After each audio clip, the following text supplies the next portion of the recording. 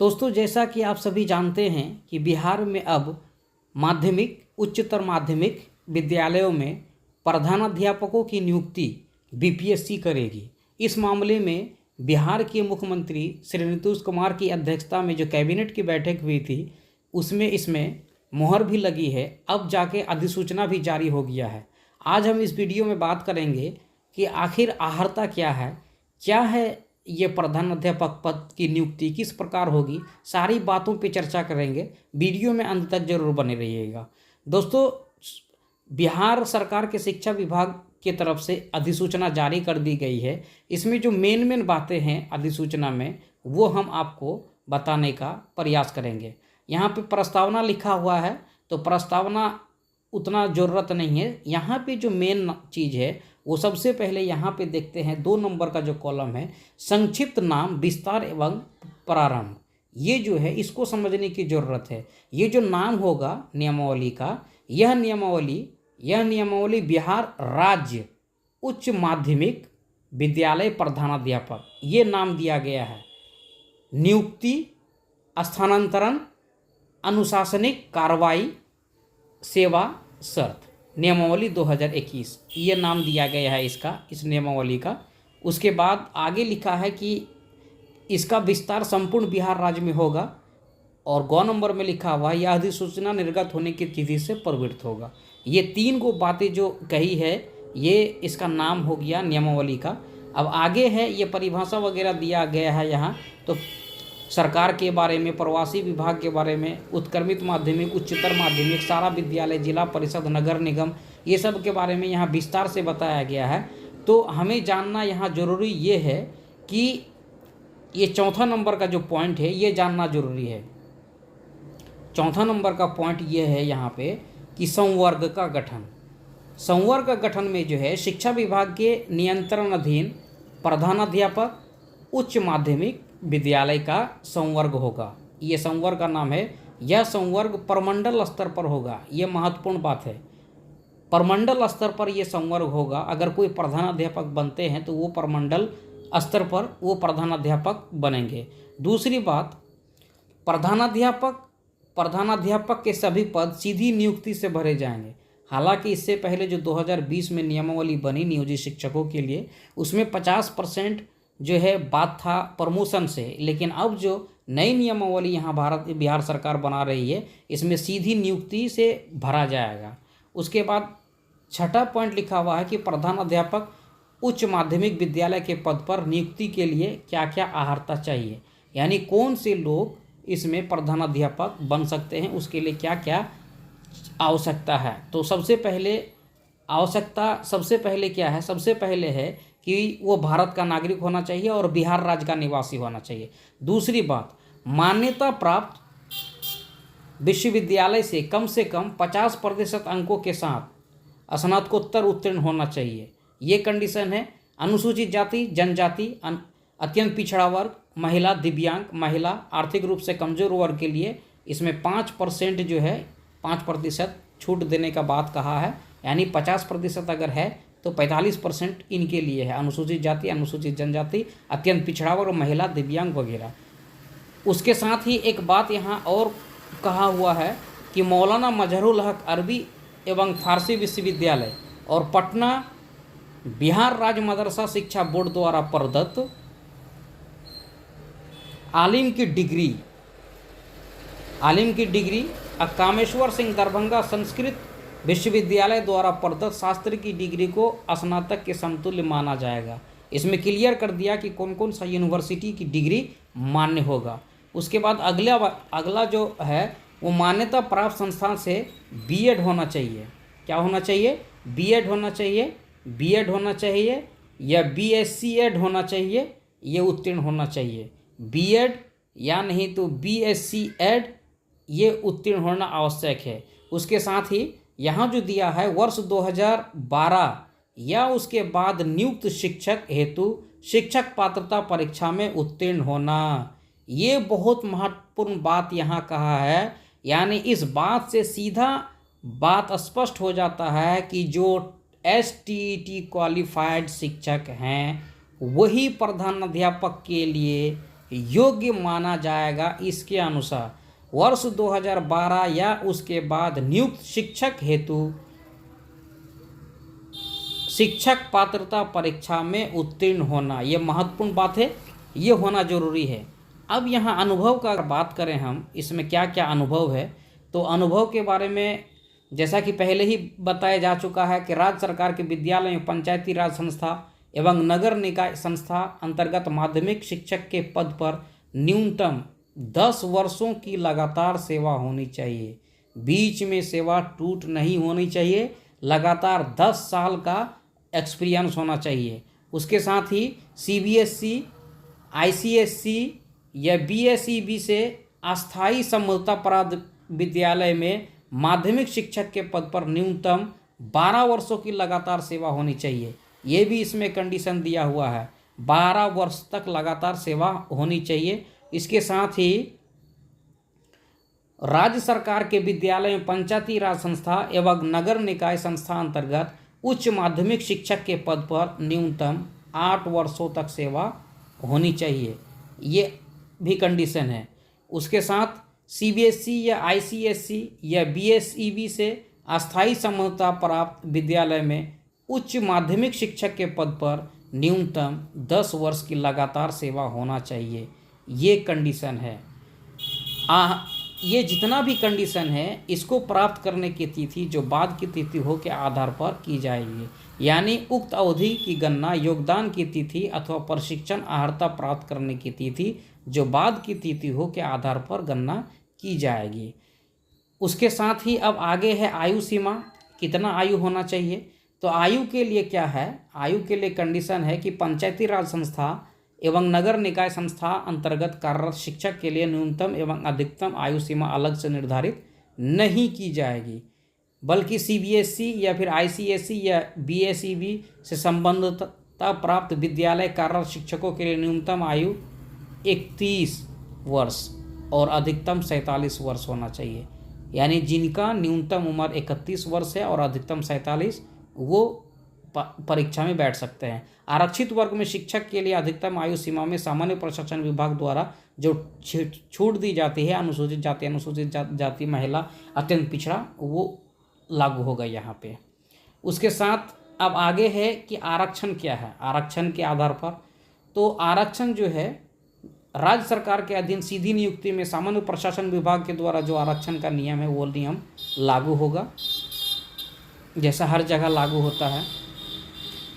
प्रधानाध्यापक जो है, प्रधानाध्यापक उच्च माध्यमिक विद्यालय की नियुक्ति प्रमंडल स्तर पर आरक्षण रोस्टर के अनुसार किया जाएगा। प्रधानाध्यापक उच्च माध्यमिक विद्यालय का आरक्षण समाशोधन से संबंधित कार्य प्रमंडलीय आयुक्त द्वारा किया जाएगा। प्रधानाध्यापक के पद पर नियुक्ति हेतु आरक्षण बिंदु 1 से प्रारंभ होगा। नियुक्ति की प्रक्रिया, नियुक्ति की प्रक्रिया में आपको क्या करना होगा कि शिक्षा विभाग द्वारा प्रधानाध्यापक उच्च माध्यमिक विद्यालय के पद पर सीधी नियुक्ति हेतु रिक्त पदों की गणना रोस्टर क्लियरेंस के बाद आरक्षण कोटिवार अधियाचना आवश्यकता अनुसार आयोग को भेजी जाएगी।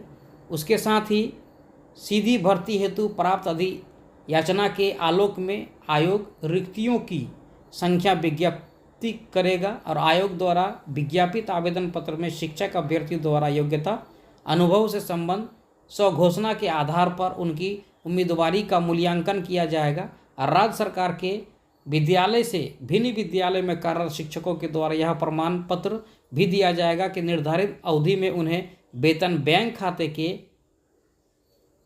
बैंक खाते के माध्यम से जो है उसको दिया जाएगा, प्राप्त हुआ है ये देना होगा उसे। उसके साथ ही परीक्षा हेतु पाठ्यक्रम का निर्धारण आयोग द्वारा प्रशासनिक विभाग के परामर्श से किया जाएगा। कौन कौन सा सब्जेक्ट से पूछा जाएगा, क्या पूछा जाएगा, इसके बारे में। उसके साथ ही यह परीक्षा 150 अंकों की होगी जो वस्तुनिष्ठ एवं बहुवैकल्पिक होंगे। कुल मिला के 150 प्रश्न इसमें पूछे जाएंगे, सारा का सारा जो है वस्तुनिष्ठ होगा और प्रत्येक प्रश्न 1 अंक का होगा। एक प्रश्न 1 अंक यानी 150 अंक का ये परीक्षा होगा और प्रत्येक गलत उत्तर के लिए 0.25 यानी जैसा कि कंपटीशन का एग्जाम में होता है वही नियम सेम इसमें लागू होगा, इसमें माइनस मार्किंग होगा।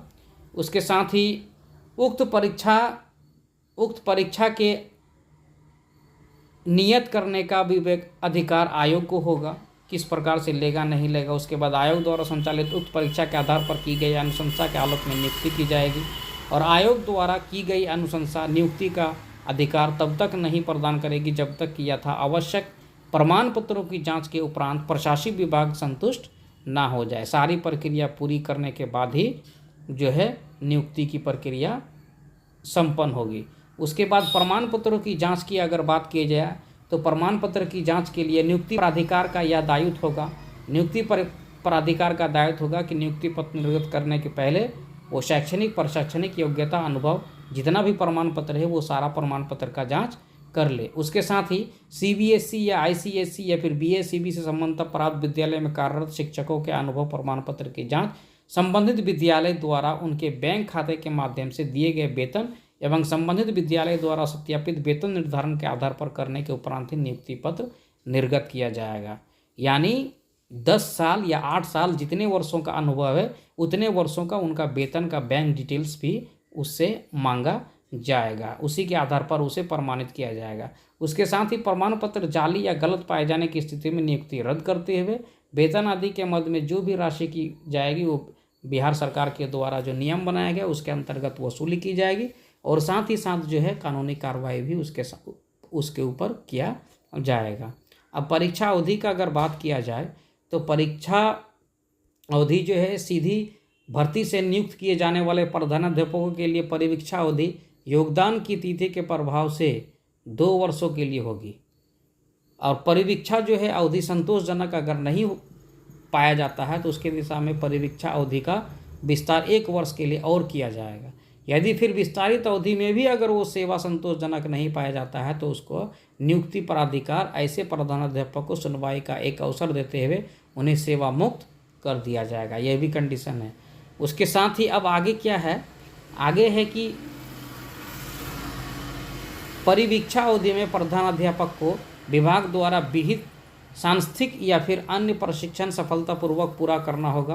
प्रशिक्षण का कैलेंडर एवं पाठ्यक्रम विभाग द्वारा अलग से निर्धारित किया जाएगा। ये पूरी तरीके से अलग प्रक्रिया है, प्रशिक्षण का कैलेंडर भी है, सब कुछ है। उसके बाद जो है विभागीय परीक्षा परिवीक्षा अवधि संतोषजनक रूप में जब पूरा कर लेंगे उसके बाद विहित प्रशिक्षण सफलतापूर्वक पूरा करने के अतिरिक्त प्रधानाध्यापक को विभागीय परीक्षा में भी उत्तीर्ण होना आवश्यक होगा। यानी विभाग की तरफ से जो परीक्षा आयोजित करेगी उसमें उत्तीर्ण होना होगा और विभागीय परीक्षा से संबंधित विस्तृत दिशा निर्देश जो है केंद्रीय परीक्षा समिति राजस्व परिषद बिहार द्वारा प्रशासनिक विभाग के परामर्श से अलग निर्गत किया जाएगा। संपुष्टि परिवीक्षा अवधि संतोषजनक रूप से पूरा करने, प्रशिक्षण सफलतापूर्वक पूरा करने और विभागीय परीक्षा उत्तीर्ण होने पर सेवा में संपुष्टि की जाएगी। सारा चीज़ क्लियर करने के बाद ही जाके संपुष्टि मिलेगी। अब इसमें वरीयता सूची जो है इसके बारे में थोड़ा सा बात कर ले तो वरीयता सूची है क्या। प्रधानाध्यापकों की आपसी वरीयता सामान्य प्रशासन विभाग द्वारा निर्धारित सिद्धांत के अनुरूप होगी। प्रधानाध्यापक उच्च माध्यमिक विद्यालय की वरीयता सूची प्रमंडल स्तर पर संधारित की जाएगी और इसमें स्थानांतरण की अगर बात की जाए तो प्रधानाध्यापक का पद स्थानांतरणीय होगा, यानी एक जगह से दूसरी जगह भेजा जा सकता है। मंत्रिमंडल सचिवालय विभाग प्रशासनिक विभाग द्वारा स्थानांतरण के नियमित समय समय पर निर्गत दिशा निर्देश के आलोक में स्थानांतरण की कार्रवाई संबंधित संवर्गीय पद पर संबंधित नियुक्ति प्राधिकार के द्वारा किया जा सकेगा।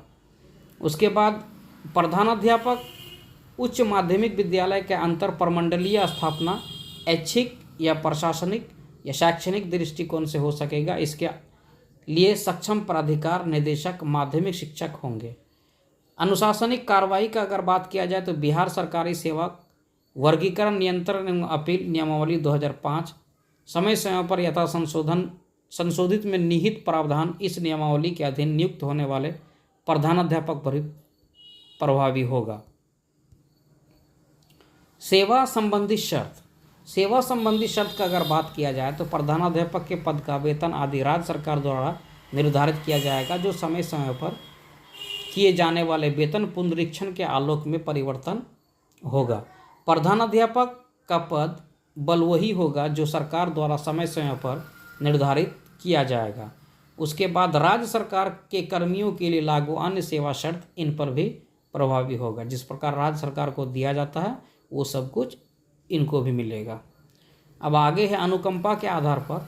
तो अनुकंपा की जहाँ तक बात की जाए, अगर कोई प्रधानाध्यापक के सेवा काल के दौरान मृत्यु हो जाती है तो उनके आहारताधारी आश्रित को संबंधित पंचायती संस्था एवं नगर निकाय संस्था अंतर्गत प्रारंभिक शिक्षक के मूल कोटि के पद अथवा विद्यालय सहायक या फिर विद्यालय परिचारी के पद पर उपलब्ध रिक्तियों के आधार पर उसकी नियुक्ति किया जाएगा।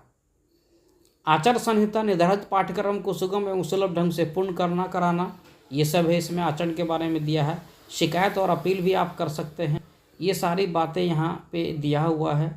तो इस प्रकार जो है इतनी सारी बातें, इतनी सारी आहारता दिया गया है। अगर आप प्रधानाध्यापक बनना चाहते हैं उच्च माध्यमिक विद्यालय में या फिर उच्चतर माध्यमिक विद्यालय में, तो इतनी आहारता पूरी करनी होगी। ये बिहार सरकार का अधिसूचना है। उम्मीद करते हैं कि आपको सारी बातें समझ में आई होगी। मैं लेता हूँ विदा। जय हिंद।